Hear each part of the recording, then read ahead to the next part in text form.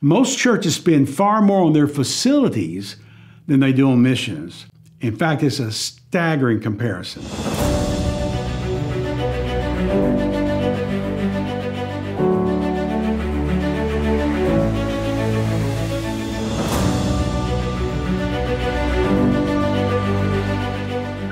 Well, welcome back.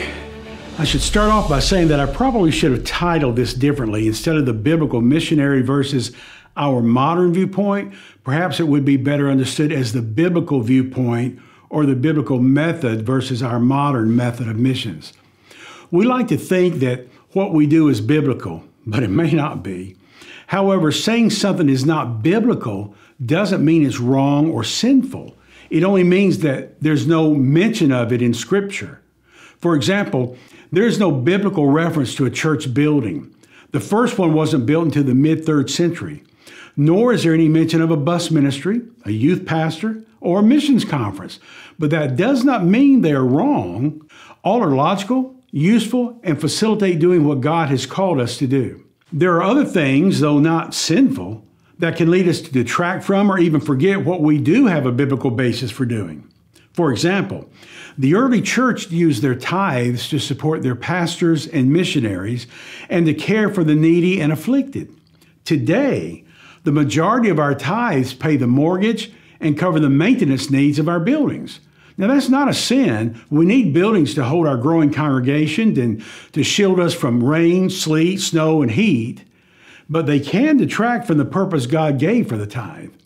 Most churches spend far more on their facilities than they do on missions. In fact, it's a staggering comparison. And many American pastors don't even receive a salary because the tithe is consumed on other things. Thank God the early church understood the biblical purpose of the tithe. And because of this understanding, they turned the world upside down, according to Acts chapter 17, verse 6. And what have we done lately?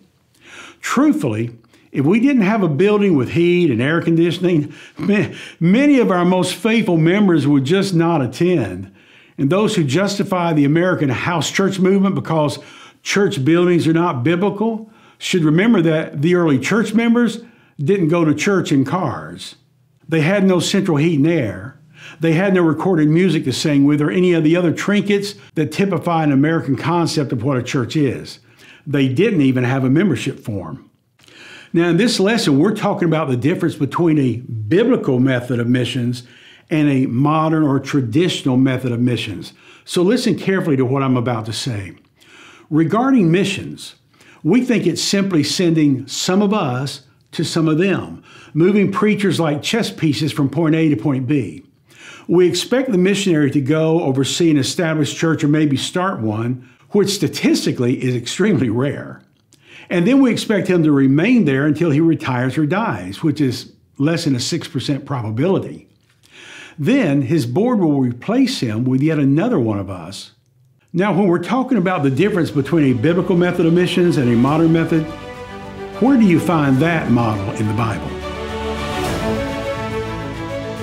Do you understand the difference between non-biblical, with no scriptural example or mention, and unbiblical, contrary to scriptural teaching? Is it non-biblical or unbiblical for a missionary not to be a church planter? Some contend it is unbiblical to support national missionaries instead of Americans. Can you think of even one verse that states or implies that teaching? If not, then it is unbiblical to say it is unbiblical to support national missionaries. We hope you've enjoyed this episode in our Understanding the Great Commission series. If you'd like a copy of the book, it's available in paperback, audiobook, and digital download. Just click the link in the description below. Thank you for watching.